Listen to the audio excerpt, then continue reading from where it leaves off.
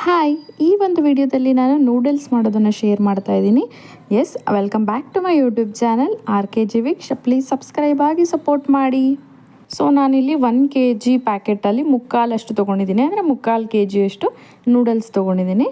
ಅದ್ರ ಜೊತೆಗೆ carrot, capsicum, cabbage ಮತ್ತು ಬೀನ್ಸ್ ತೊಗೊಂಡಿದ್ದೀನಿ. ಸೊ ಇಷ್ಟನ್ನು ಕೂಡ ಚಿಕ್ಕದಾಗಿ ಉದ್ದುದಕ್ಕೆ ಕಡ್ಡಿ ಥರ ಕಟ್ ಮಾಡ್ಕೊಂಡಿದ್ದೀನಿ.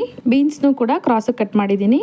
2 ಈರುಳ್ಳಿ, ಹಾಗೆ 8ರಿಂದ 10 ಹಸಿಮೆಣಸಿನ್ಕಾಯಿ, ಶುಂಠಿ ಬೆಳ್ಳುಳ್ಳಿ ಪೇಸ್ಟು, ಕೊತ್ತಂಬರಿ ಸೊಪ್ಪು, ಜೀರಿಗೆ, ಮೆಂತ್ಯ, ಸಾಸಿವೆ ಪುಡಿ, ಹಾಗೆ ಗರಂ ಮಸಾಲ, ಜೊತೆಗೆ ಸ್ವಲ್ಪ ಪೆಪ್ಪರ್ ಪೌಡರ್.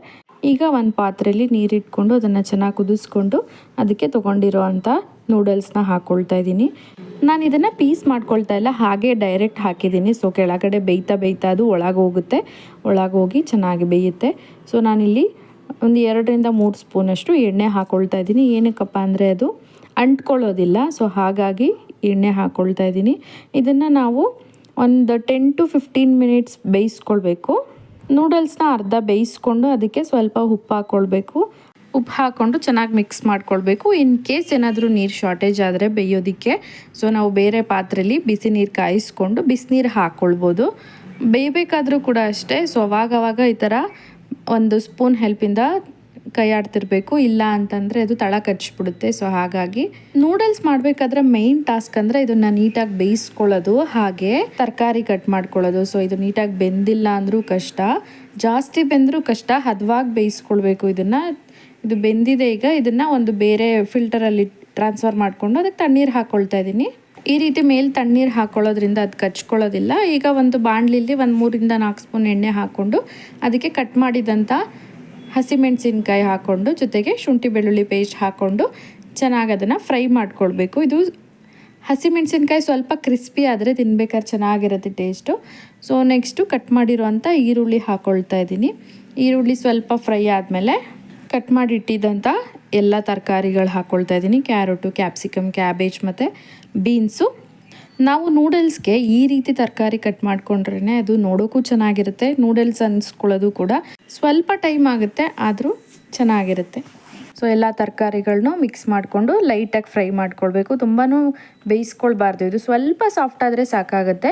ಇದಾಗಿದೆ. ಈಗ ಇದಕ್ಕೆ ನಾನು ತೊಗೊಂಡಿದ್ದಂಥ ಎಲ್ಲ ಪೌಡರ್ಗಳನ್ನ ಹಾಕ್ಕೊಳ್ತಾ ಇದ್ದೀನಿ. ಗರಂ ಮಸಾಲ, ಪೆಪ್ಪರ್ ಪೌಡರ್ ಮತ್ತು ಜೀರಿಗೆ, ಮೆಂತ್ಯ ಪುಡಿ. ಸೊ ಇಷ್ಟನ್ನು ಹಾಕ್ಕೊಂಡು ಚೆನ್ನಾಗಿ ಮಿಕ್ಸ್ ಮಾಡ್ಕೊಳ್ತಾ ಇದ್ದೀನಿ. ಇದಕ್ಕೆ ನಾನು ಗ್ರೀನ್ ಚಿಲ್ಲಿ ಸಾಸ್ ಹಾಕ್ಕೊಳ್ತಾ ಇದ್ದೀನಿ. ಇದು ಒಂದು 2 ಸ್ಪೂನಷ್ಟು ಹಾಕ್ಕೊಳ್ತಾ ಇದ್ದೀನಿ. ಸೊ ಖಾರ ಬೇಕು ಅಂದರೆ ಹಾಕ್ಕೊಳ್ಬೋದು, ಇಲ್ಲ ಅಂದರೆ ಬೇಡ. ನೆಕ್ಸ್ಟು ರೆಡ್ ಚಿಲ್ಲಿ ಸಾಸ್ ಹಾಕ್ಕೊಳ್ತಾ ಇದ್ದೀನಿ. ಇದು ಕೂಡ ಅಷ್ಟೇ ಒಂದು 2 ಟೇಬಲ್ ಸ್ಪೂನ್ಸಷ್ಟು ಹಾಕ್ಕೊಳ್ತಾ ಇದ್ದೀನಿ. ನೆಕ್ಸ್ಟು ಸೋಯಾ ಸಾಸು, ಅದು 1 ಸ್ಪೂನಷ್ಟು ಹಾಕ್ಕೊಳ್ತಾ ಇದ್ದೀನಿ. ಸ್ಪ್ರಿಂಕಲ್ ಮಾಡ್ಕೊಳ್ತಾ ಇದ್ದೀನಿ ನಾನು. ಸಾಸ್ ಹಾಕೋದ್ರಿಂದ ಎಕ್ಸ್ಟ್ರಾ ಟೇಸ್ಟ್ ಸಿಗುತ್ತೆ, ಸೊ ಚೆನ್ನಾಗಿರುತ್ತೆ. ಇದಿಷ್ಟನ್ನು ಚೆನ್ನಾಗಿ ಮಿಕ್ಸ್ ಮಾಡಿಕೊಂಡು ನಾನು ಟೊಮ್ಯಾಟೊ ಕೆಚಪ್ ಹಾಕ್ಕೊಳ್ತಾ ಇದ್ದೀನಿ.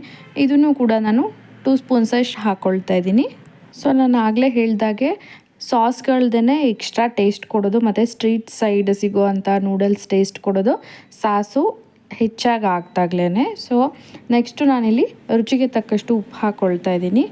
ಉಪ್ಪು ಹಾಕ್ಕೊಂಡು ಚೆನ್ನಾಗಿ ಮಿಕ್ಸ್ ಮಾಡಿಕೊಂಡು ನೆಕ್ಸ್ಟ್ ಅದಕ್ಕೆ ನಾವಿಲ್ಲಿ ನೂಡಲ್ಸ್ ಹಾಕ್ಕೊಂಡು 2 ಸ್ಪೂನ್ ಹೆಲ್ಪಿಂದ ಮಿಕ್ಸ್ ಮಾಡ್ಕೊಳ್ತಾ ಇದ್ದೀವಿ. ಸೊ ನೂಡಲ್ಸು ಅಷ್ಟೇ ಎಲ್ಲ ನೀಟಾಗಿ ಮಿಕ್ಸ್ ಆಗಬೇಕು. ಸೊ ಇದನ್ನು ಮಿಕ್ಸ್ ಮಾಡೋದು ಕೂಡ ಒಂದು ಟಾಸ್ಕ್ ಅಂತಲೇ ಹೇಳ್ಬೋದು. ಎಲ್ಲ ಚೆನ್ನಾಗಿ ಮಿಕ್ಸ್ ಮಾಡಿ ಮೇಲೆ ಕೊತ್ತಂಬರಿ ಸೊಪ್ಪು ಹಾಕಿ ಗಾರ್ನಿಷ್ ಮಾಡಿದ್ರೆ ನೂಡಲ್ಸು ರೆಡಿ ಆಗುತ್ತೆ. ಸೊ ಹೇಗಿತ್ತು ಇವತ್ತಿನ ವಿಡಿಯೋ? ಇಷ್ಟ ಆಯಿತು ಅನ್ಕೋತೀನಿ. ಇಷ್ಟ ಆದರೆ ಲೈಕ್ ಮಾಡಿ, ಶೇರ್ ಮಾಡಿ, ಹಾಗೆ ನನ್ನ ಚಾನಲ್ನ ಸಬ್ಸ್ಕ್ರೈಬ್ ಆಗೋದು ಮಾತ್ರ ಮರಿಬೇಡಿ. Thank you for watching.